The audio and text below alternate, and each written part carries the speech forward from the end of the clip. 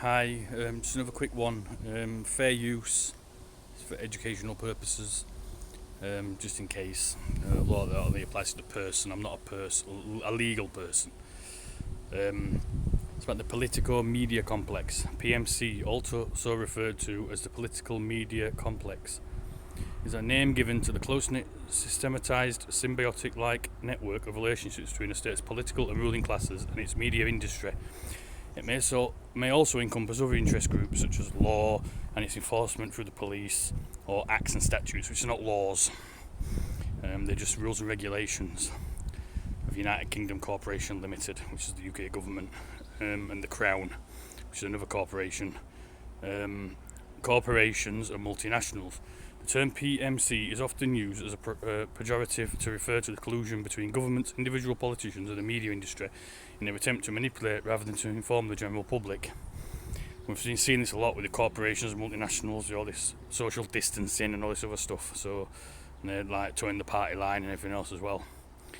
The idea that the media has profound impacts on the polity of the nation state, democratic or otherwise, is not a new one and hardly controversial. The election campaigns spend significant sums in the media, and oppressive regimes nearly always seek to control the media as it is a very powerful means of persuasion. Like the government here in the UK and a lot of other countries have bought a lot of advertising time on TV stations and stuff like that as well. And corporations have as well, anything else all to do with this. So what's going on at the minute, they always have done anyway. So prior to Chomsky's propaganda model, George Orwell noted, all the papers that matter live off their advertisements, and the advertisers exercise an indirect censorship over the news. It's not just the news, it's any programme on TV where they're pushing agendas and stuff like that and things as well. This observation is fundamental of two of the filters that structure the propaganda model: advertising of corporations as a primary source of income for the mass media, and the dependence upon information provided by government, business and so-called experts, approved and paid for by these primary sources. There is recent evidence to suggest that newer media portals, as opposed to those outlets of traditional mainstream media, are turning more readily to using the PCM framework. No, I think they all do. They always have done. It's not just the newer media portals. It's also the traditional mainstream media as well. They've been doing it for a long time. They're using that in critical analysis and interpretation of media behaviour. One notable example of this is with regards to the Leveson inquiry. And here's a little thing about the Leveson inquiry.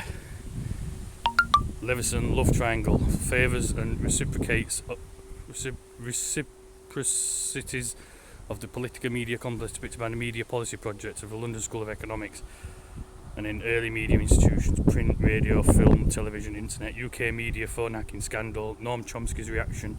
I'm going to leave a link to this anyway, so you can go and have a look at all this. I'm not going to go through it all. So that's it. I'll leave a link. You can go and have a look at the earlier media institutions: print, radio, film, television, internet, UK media, phone hacking scandal, and Noam Chomsky's reaction. Thanks for listening. Hope everyone's doing well through this pandemic. Take care. Bye.